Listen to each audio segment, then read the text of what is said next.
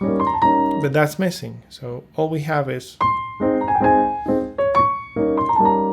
right, which is basically the point at which the theme was left here. So we could technically say that Beethoven basically removes all of these three measures and moves directly from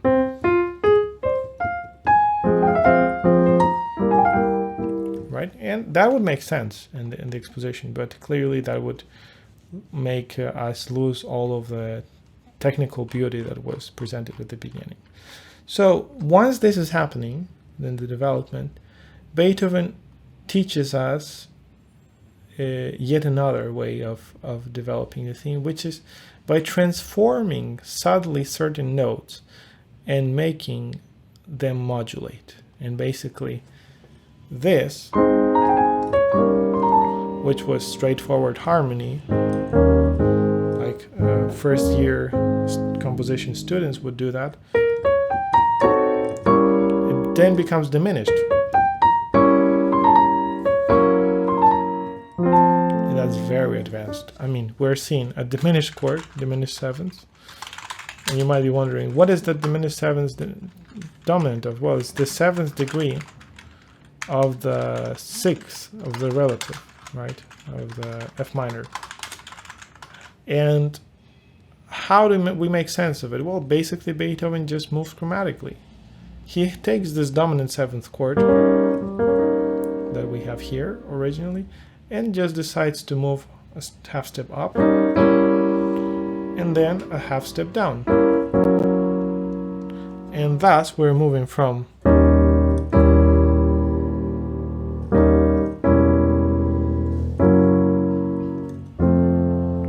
place. It's a very beautiful way of modulating. We can learn and apply that to another key. Let's think we're in C major.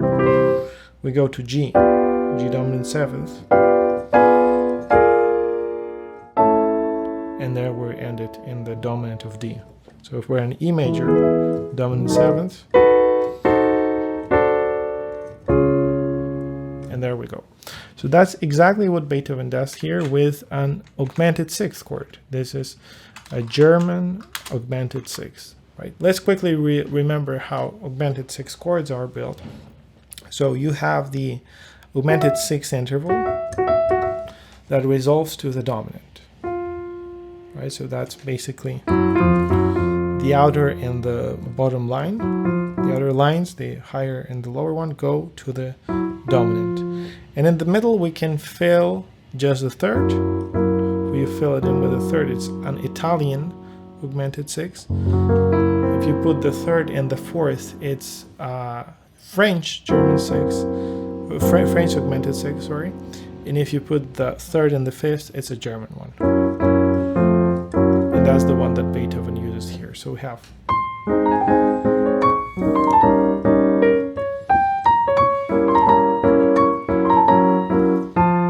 right, and basically that is structurally, motivically, it's the same.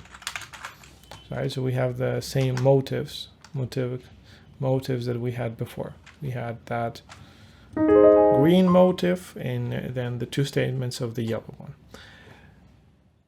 This way we arrive to something that clearly sounds like theme B1. So basically Beethoven went from A to B without a transition. And it's telling us that the transition here wasn't really a need. Beethoven had tools, more than enough tools, to just modulate from one place to another. Something that many times, and when the original sonata form was invented, wasn't the case. So composers would have one beautiful theme and they would have the second theme in a different key, and they needed a transition to connect these two themes.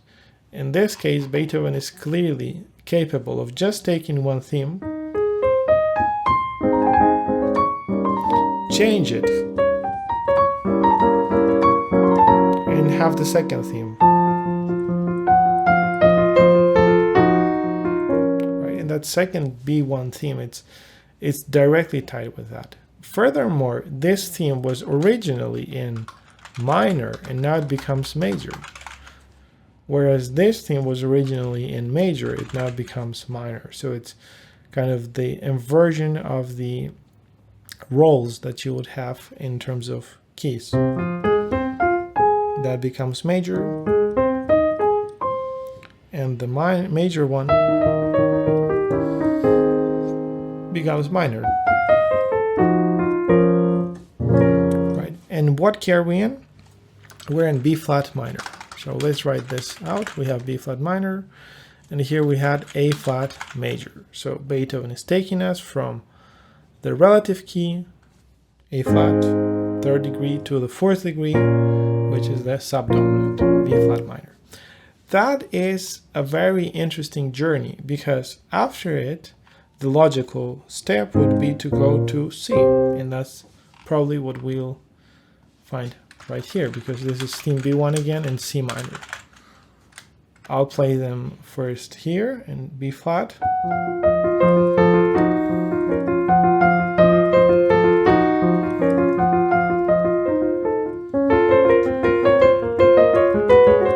Now C minor.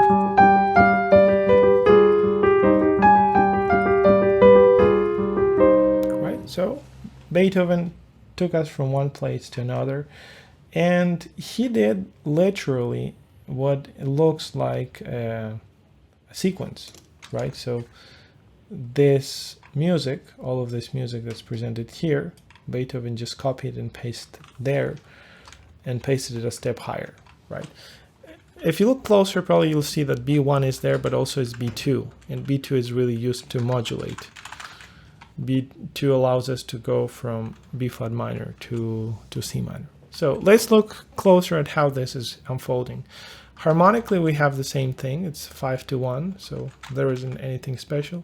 But in the modulation, we're seeing a very beautiful contrary motion line, right? That's moving upwards. And it's kind of expanding, right? And all we see is, again, a 1-5-1. So nothing very remarkable about that harmony. But then we're seeing all of a sudden an Italian augmented six of the new key. And that's kind of really unexpected. So we'd have the tonic, dominant, back to tonic. And now that becomes augmented six. So what it's teaching us really is that you can go from one key to the one that's a step higher. Let's say we're in D minor, so we're to replicate this. And now we can go to E minor by doing the augmented six. So we're doing D minor, tonic, dominant, tonic, augmented six of B minor. And I'm now in E minor. I'm a step higher. So this is already the Italian augmented six of the new key, C minor. And it makes sense as a modulation due to the common tone movement that you have. You have this, right? It's a very similar technique to what we had there, right? So we're moving in this case from a dominant to an augmented six. And in this case, we're moving from a tonic to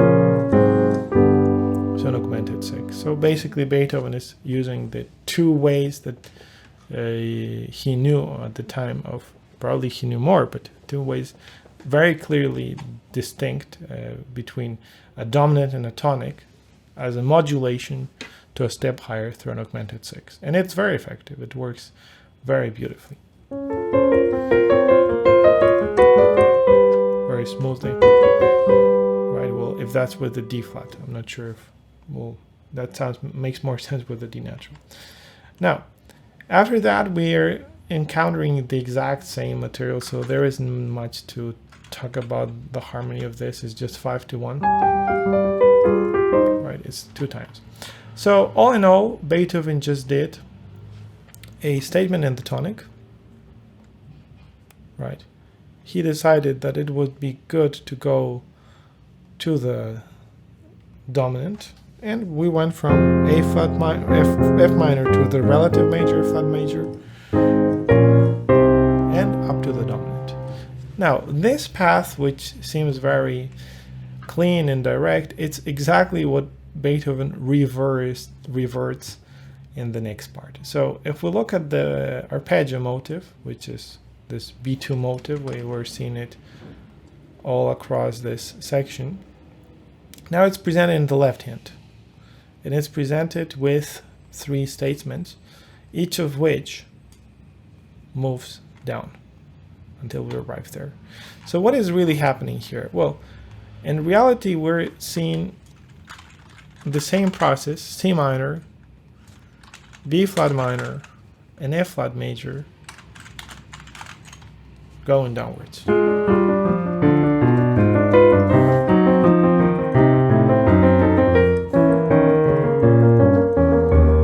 Right? With the harmony that you would expect. It's a 5-to-1, 5-to-1, and here we just stay on the 5. That journey, really what it does, it kind of proves that Beethoven didn't really have the need to go. I mean, he could have ended here in C minor, and from that C minor have the standing on the dominant, which is in C, and then go to the recapitulation. But really what Beethoven proves is that that was too easy for him, and he really wanted more development, and he shows us more techniques. One of them is this reverse back to the original A flat major.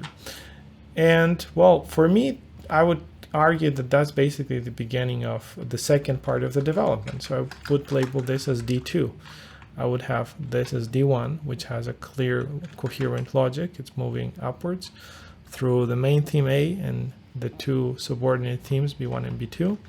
And then D2, the second section of the development, D2, development 2, it's reversing back the process. And it does so by introducing 3-part writing, which is kind of quite remarkable. A lot of the writing in Beethoven, by the way, is not so pianistic as really based on string quartet writing. If you look at a lot of this is 3 parts. That's 4-part writing. So you could easily imagine this music being written for a string quartet, and probably in some drafts it might have been done so, because the voices are very clearly distributed, and they are basically within the range of these instruments. Right, that could be the cello, then you could have this dialogue between the 2 first violins, and then just the viola. Here we would have the cello in its full writing, cello, viola, of second violin and first violin. And it's no wonder, because really the inventor of the genre of the string quartet was Haydn, and this sonata is dedicated to his teacher Haydn, and we can see this clear influence of that 4-part writing, and which in this case it's 3-part, and really points to this beautiful texture, contrapunctual texture. So what we're seeing is a descending scale. It's C, B flat, A, B flat, then continues A flat, G, F, E. Really, these notes are the original yellow motive. So if you think about the original yellow motive, it was an A flat, and that's exactly what we see here. Right? Of course, through a very big span. And another technique that Beethoven is teaching us here is how to do a circle of fifths. Well, many of us by now probably know what a circle of fifths is and how to build one, but this is a very peculiar one, because Beethoven is really doing it in a very extreme way, right? So we're seeing this alternation between the notes. We have E flat, the bass going to an A flat above, D flat, going to a G, C, going to an F, and B flat, which arrives to this E, right? And that movement is really enhanced by the orange motive. Remember, the orange motive is the one that we had here. Those octaves, right? So Beethoven is playing with octaves.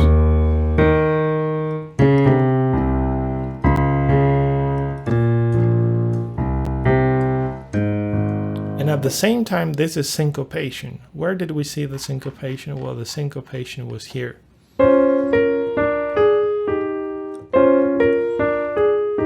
Right, we had that syncopated rhythm, and now it's here.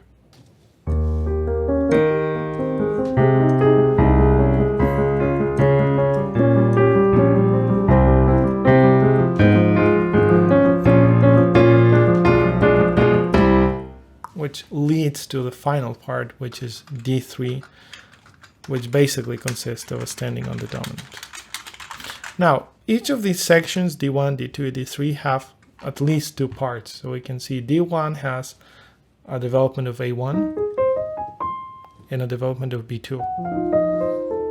Right. B2 on D2 on the other hand, D2 has a development of B1, and then it has this development of the orange motive, right, which was in the accompaniment.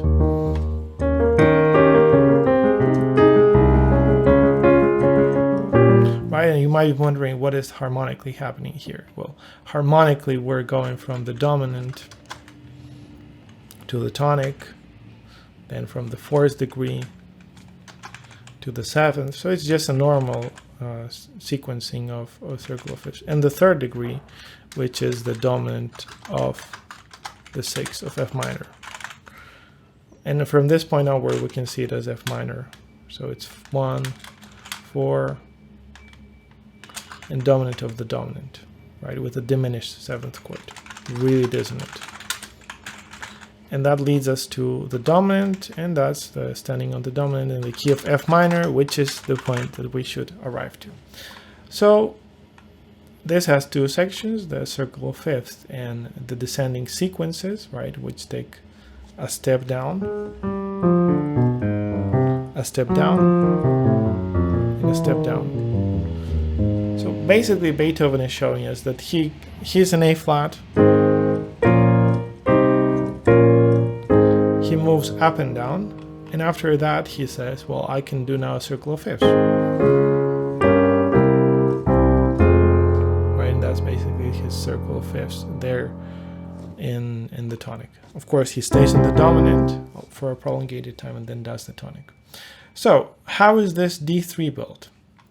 Well, we can clearly see a pedal point, needless to say.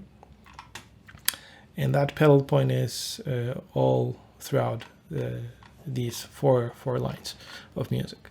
So we have a constant flow of eighth notes. That's not new. That was presented in B2. Right, so let's just look at how that was in B2. In B2 we had this. Right, that was this pink motive.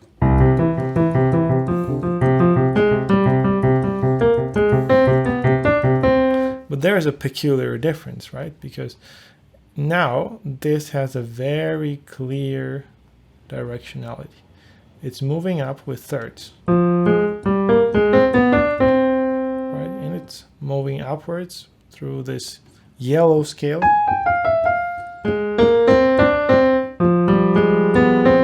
Right, Beethoven is ascending. And that ascending motion that in the right hand is really contradicted with a beautiful counterpoint.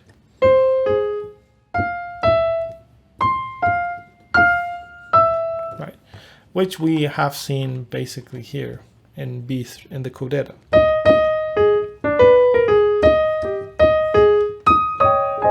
That type of tiran, tiran.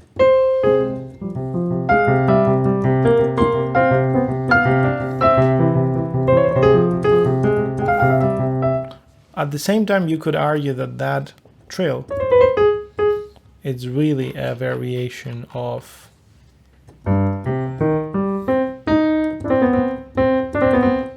right. We had it there. It's now.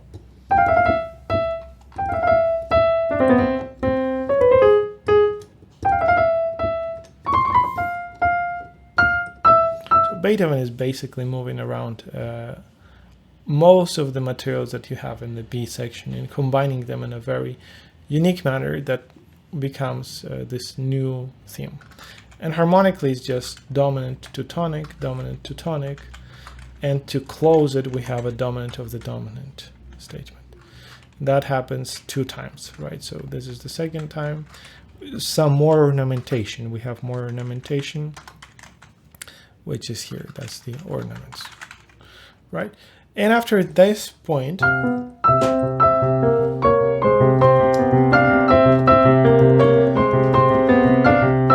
Beethoven does a motivic fragmentation.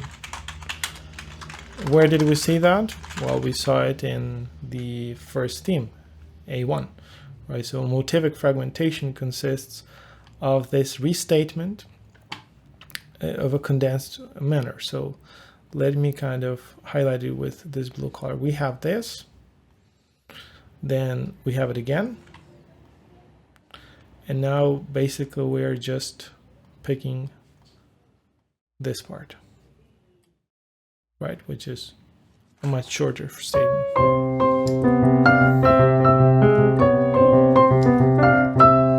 Right, and in a way, instead of doing a crescendo, which is the natural gesture, you would expect this to do a crescendo, he does a diminuendo, and he really goes to what we might label the anticlimax. Now, what is an anticlimax and what is the whole point of writing one in a piece? Well, if we look at this section, which was very turbulent, you had this movement.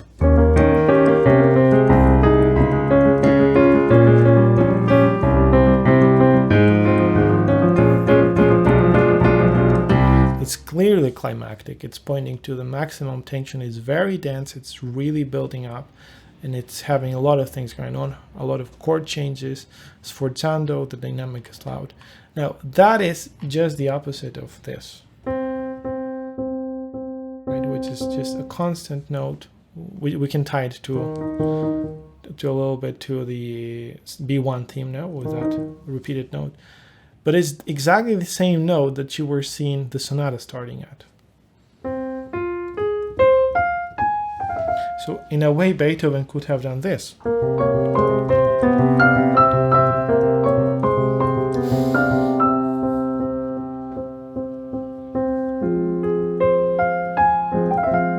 And probably in one of his earlier drafts, these parts were missing. But I think that it would be a mistake, a terrible mistake, if those parts weren't written. They are some of the most beautiful bars ever written by Beethoven, and they are very simple in concept, but at the same time very sophisticated in sonority. So you can see it's a descending scale. It's moving downwards. It's just the opposite of what really A1 consists of. A1 was an ascending scale, now we have the descent. And it starts with this chord. Actually, probably it can be confusing to see that blue there. So I'll put it with the clear blue. So that blue chord is exactly the chord that we were seeing here, and that I was labeling as this Neapolitan chord with the sounds that can move to different places. We can see it now here. Right? It's very modern in sonority, and we're just starting with this single note.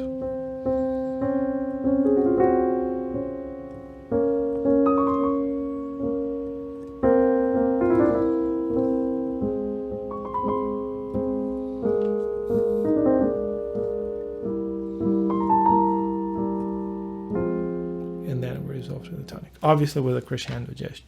So the materials are very transparent. You can see the yellow motif above, leaping in different octaves, almost as if you were having 2 instruments, or a little bit like that climactic octave motion we see. So for me, I can clearly see that this is like cello, viola, second and first violin in a dialogue, right? And harmonically, well, we have this G flat. G flat is clearly the Neapolitan, but has a C in it, so it really makes it very mysterious sound. And for me, the G flat really lasts up to here. So that's all of the Neapolitan sound. Then you have the dominant, the tonic, inverted, obviously. That was also inverted, by the way. So it was 7th, and we had this 3rd inversion. And that goes to 4th degree, a dominant 7th 4th degree, which is not very common. You would find that in the music of Greek, right? That type of more modern sonority, and it's what we're having here. Right, it moves in a contrary motion. You have the D going to E, E going to F.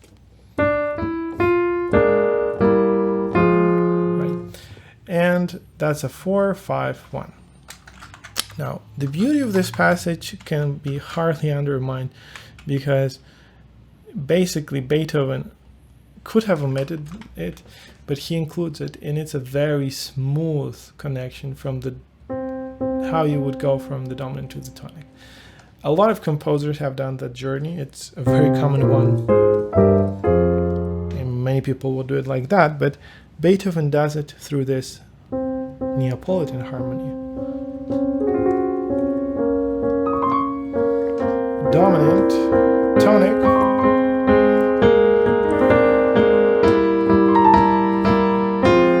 and eventually there's the tonic. It's very sophisticated. Now, that's basically what the development is. So it's a very beautiful array of techniques. You start with the presentation of the main two themes, A1 and B1, in flipped keys. Then he just continues with B1, developing it there, adds it to a circle of fifths, and then we have a standing on the dominant, with both its loud form and tumultuous and its anticlimactic, a very subtle harmony that leads us to the recapitulation. Now at this point you might be wondering, like, well, the analysis is over. In most sonatas that would be the case, because composers really don't tend, or didn't tend at that